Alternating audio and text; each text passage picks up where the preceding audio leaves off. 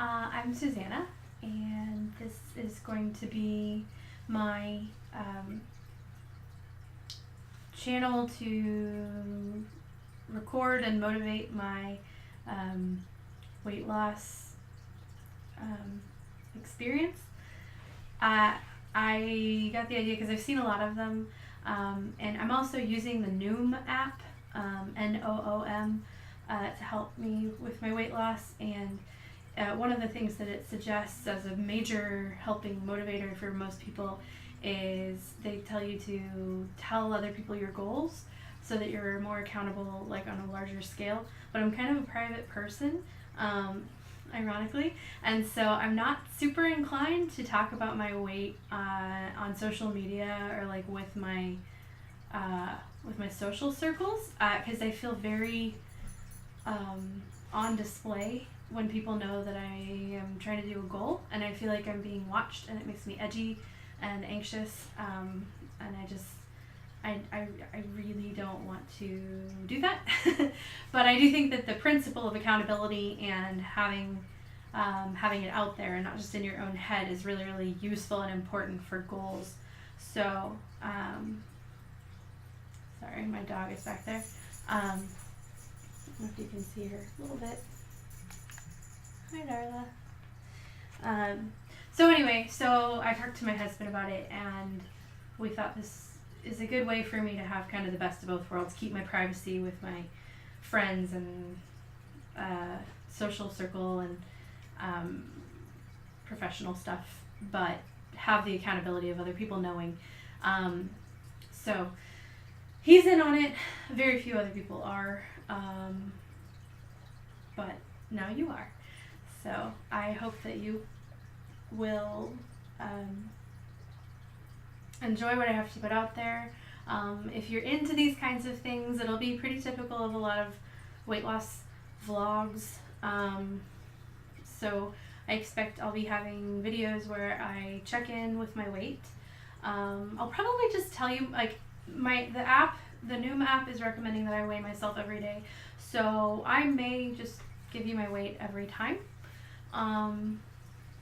As long as if I do end up doing more daily vlogging, y'all understand that, like, to some degree, especially with women and water retention and stuff like that, there will be days when it goes up by like 0.2 or whatever, and those kinds of fluctuations aren't going to worry me, and so I hope that they won't worry or discourage you.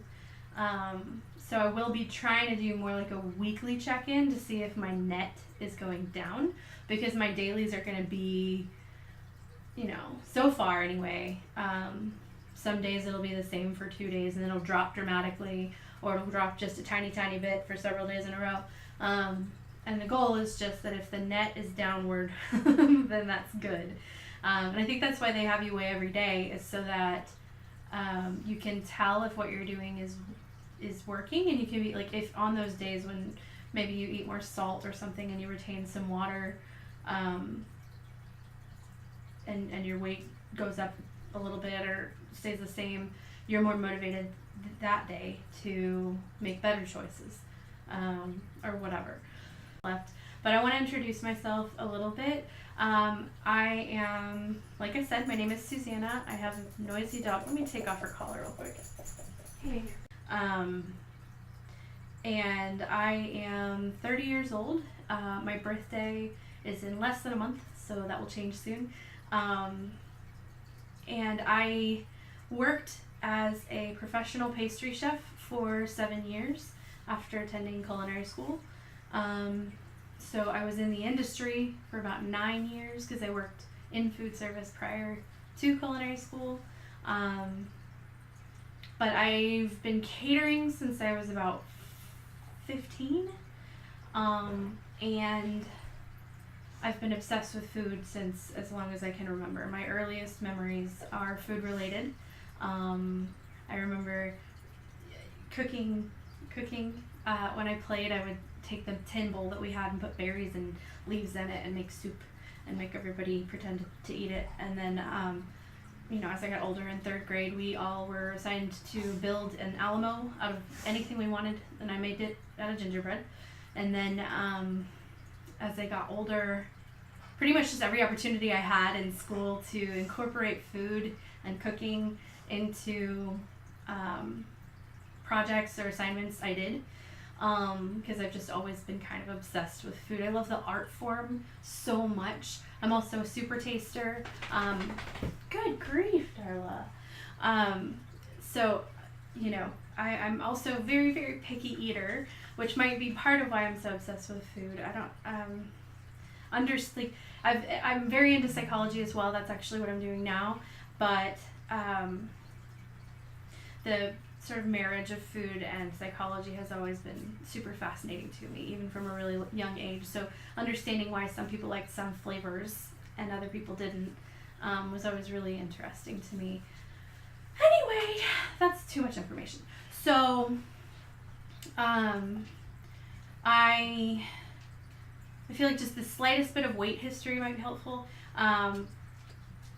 I was very, very thin until I hit puberty. I was a very, very picky eater, and my parents didn't heavily accommodate that, which I respect them a great deal for.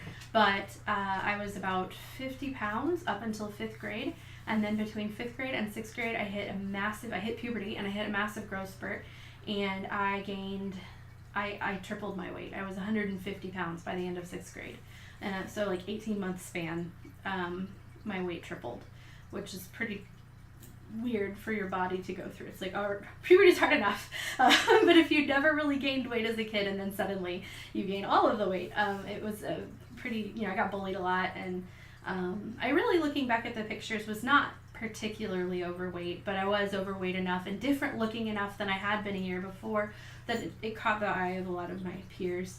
And I grew up in a family. My dad's mother was a pastry chef in her own right, and so my dad has always really spoken the love language of food, and so have I. I'm comforted by food. I eat when I'm stressed. I love to feed people. I love to cook for people, and there's some real benefits to that because I have focused a lot of my studies and a lot of my experience on making food more accessible to people with food issues. So like I love inventing recipes or alterations that make gluten-free things available that are not obviously a compromise, or dairy-free or egg-free or whatever someone's allergy or dietary restriction may be. I really specialized in that. At this rate, I'm probably going to go to 15 minutes. I'm sorry, I'll try to go fast. Anyway, so I've just always been completely obsessed with food. It's really been my hobby. All of the shows that I watch are either cooking shows, cooking competition shows, shows about weight loss. The habits of people who, overeat has always been really interesting to me. The habits of people who undereat. I'm just obsessed. And I know it. I feel like that's probably going to be something that I end up tackling over the course of this particular weight loss effort, because I feel like I need to think about food less often if I'm going to keep my weight down. I just feel like that's got to happen sometimes. I don't know if I'm going to end up needing a therapist or if I'll just figure it out for myself. Y'all will find out, I guess. Anyway, so I really, looking back, I always thought I was overweight, but looking back, I really was a pretty healthy weight. I was just a tiny bit, you know how teenage girls are. But I was really pretty healthy in high school and going into culinary school. My weight stayed around like between 150 and 170, and like unlike a lot of people, my build, there's not a huge obvious difference between 20 pounds of weight for me. I carry it all over, I gain it all over, and so I have to gain a pretty substantial amount of weight to notice it visually. Or even like in the way that my clothes fit. I have to gain over 20 pounds for my pants to even feel tighter because I'm gaining it everywhere. And a lot of clothes nowadays are made very elastic anyway, so I just don't even notice. And that's some of the problem is I've never been one to weigh myself, so I pretty much find out my weight when I go to the doctor. And I didn't realize how detrimental that was, but I have some friends who, if they gain 5 pounds, they see it like physically on their body, and they're like, oh my gosh, I need to get this under control. And they only have 5 pounds to control. By the time I realized I was gaining weight, I had gained probably 40 pounds. And at that point, the situation was just bad enough. I couldn't just like pump the brakes. So the contributing factors to my current weight are I'm 30. I'm sure that some of it is a little like metabolism, but I'm not inclined to blame that a whole lot. But I definitely have noticed that like I'm not eating that much more than I used to. I hadn't been anyway. And it just suddenly like so I think there has been a little bit of metabolism, but I'm really not one to like pin it on that. I know for a fact though, I stress eat, I snack. I don't make good choices with what I eat. Again, I'm kind of picky. I'm a pastry chef. I love bread. I love sugar. I love cream. I love cheese. I'm not a big fan of like most vegetables. I make myself eat protein because I can tell like when my body is just like, you need something that is not carbohydrates in your body.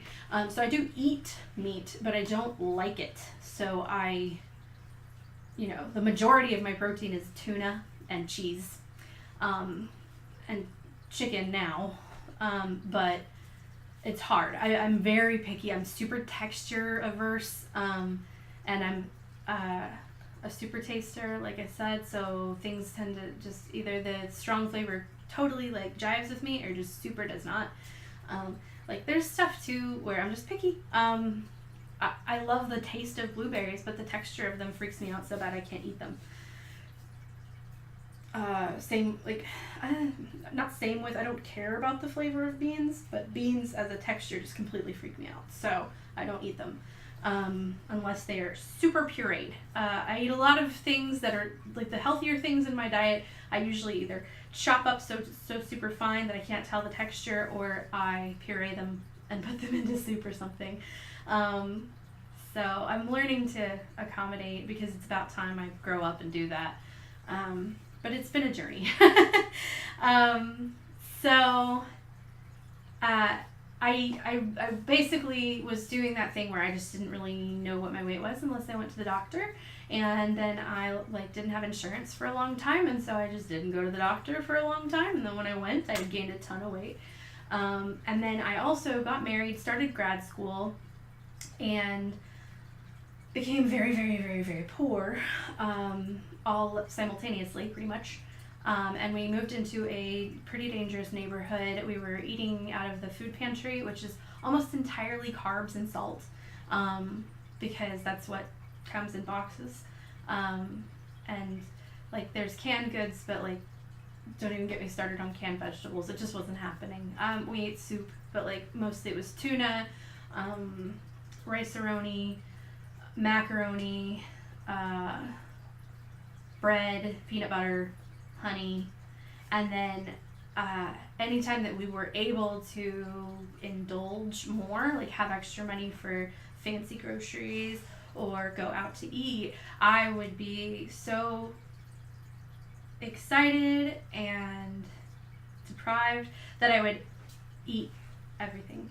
I would always clean my plate. So anyway, I got fat. That's the gist of it. I'm actually really very comfortable aesthetically with myself. My main motivation for losing weight, like why now? I finished grad school, so that's huge stressors off my plate, and so I'm able to prioritize this better. Really not losing weight has been a choice up to this point. I've chosen to prioritize other things. As long as I was physically healthy, as long as my blood pressure was low, my blood sugar was normal, I wasn't really concerned about the fact that I was like heavier, because I just wanted to make sure that my heart is healthy, my body is healthy. Even if it's overweight, that can always be changed. But entering my 30s, I feel like if I don't get it under control now, I never will. I'm in a family history of extremely high, I have a very high risk. I have a double dose genetically of diabetes in my history from all of my grandparents except one and a great uncle. I've had one grandparent pass away from diabetes, young, 62. And so it's a real threat for me, and I'm concerned about it. So, I'm just ready to do it, and I'm one of those people where I kind of have to, it's like a black and white thing. I have to just flip a switch and say, like, now I'm doing this, and this is a priority.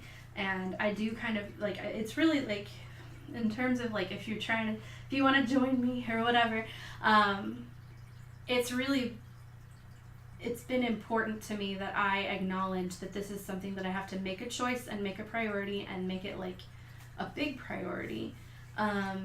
Second only to my marriage, which I'm incorporating my desire to be here for a long time for my husband. Like, that makes prioritizing my marriage part of prioritizing my health. The other thing is I have a really screwed up rotator cuff in my dominant shoulder, and it's been a big problem. It's a hindrance in a lot of ways. The thing is, it's not just lifting or doing stuff with my arms. If I go running, all, like, something about just the core muscles and the impact makes all of the muscles, like, pretty much from here, like this whole box, like from front to back, completely like this, like my shoulders to my ear if I run for like 10 minutes. Similarly, like, forget push-ups, which is what I used to do, like, when I was, like, maintaining my weight pretty successfully. I was doing push-ups every night. I did CrossFit for a year, lost 50 pounds at the time. I think my lowest weight was 145, and that was probably about as low as I should go, but it was also not sustainable, realistically. How many people could stay at their bottom weight for very long without really working at it? So anyway, I guess that brings me to my goal. This has gone so long, I'm sorry. My goal is, my starting weight 2 weeks ago when I went to the doctor was 240 pounds. That is the most I have ever weighed, but I have been pretty much 240 pounds for 2 years. So it's the most I've ever weighed, but I've been maintaining it at that peak for 2 years.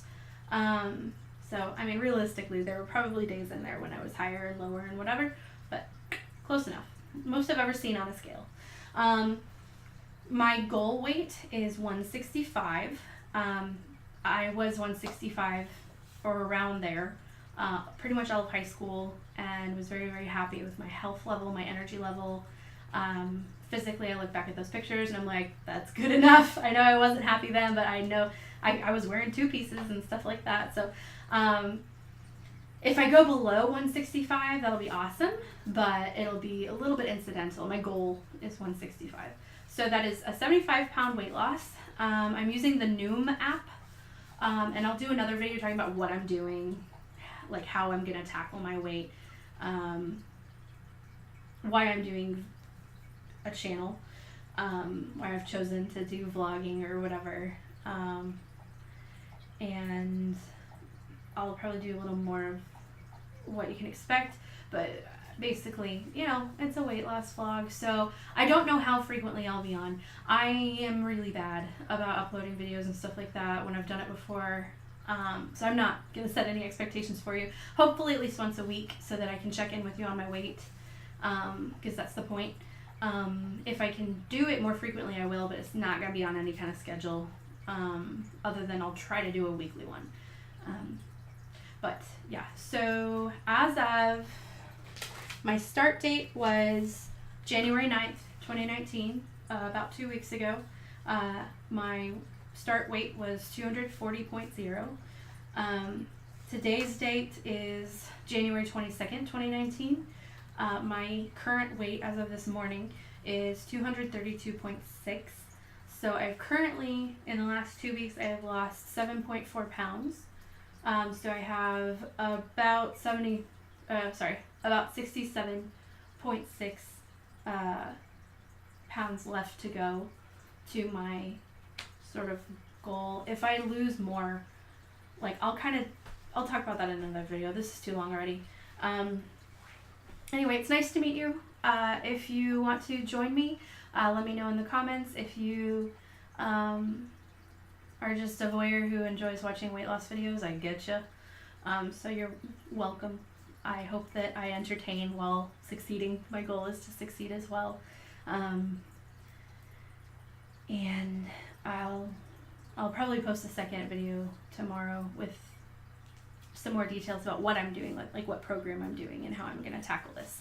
I hope you like it.